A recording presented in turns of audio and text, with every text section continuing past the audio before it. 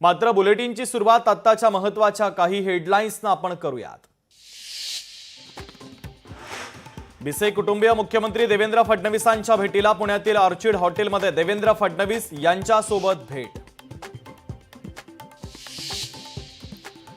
मराठी भाषा आणि मराठी माणूस यांना कोणी गृहीत धरू शकत नाही हा संदेश सर्वदूर गेला।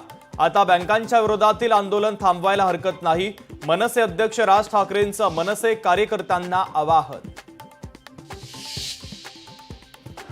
बँकांमध्ये मराठी भाषा वापरण्याच्या राज ठाकरेंच्या सूचनेसंदर्भात मुख्यमंत्री आणि उपमुख्यमंत्र्यांसोबत चर्चा करणार। उद्योग मंत्री उदय सामंत आणि राज ठाकरे यांच्यामध्ये तासभर चर्चा। मराठीच्या मुद्द्यावर मनसे आक्रमक, बोरिवलीमधील व्यापाऱ्यांसाठी मराठीची शाळा। मोक्ष प्लाझा मॉलमध्ये मोठा बोर्ड लावत मराठीचे धडे, तर अभ्यासासाठी मराठीची पुस्तकही दिली जाणार।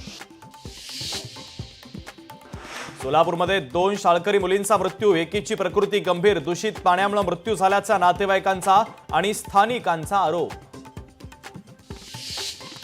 गर्भवती महिलेच्या मृत्यूनंतर दीनानाथ मंगेशकर रुग्णालयाला जाग, यापुढे आपत्कालीन विभागात कोणत्याही रुग्णाकडून डिपॉझिट न घेण्याचा निर्णय। पुण्यातील गर्भवती महिला मृत्यू प्रकरणी पोलिसांकडून दीनानाथ मंगेशकर रुग्णालयातील डॉक्टर घैसासह 5 ते 6 जणांचे जबाब, संबंधित विभागातील सीसीटीव्ही फुटेज देखील तपासलं जाणार। चॅट जीपीटीमुळे सायबर फसवणुकीचा धोका वाढला, चॅट जीपीटीच्या मदतीने बनावट आधार आणि पॅन कार्ड तयार होत असल्यानं खळबळ।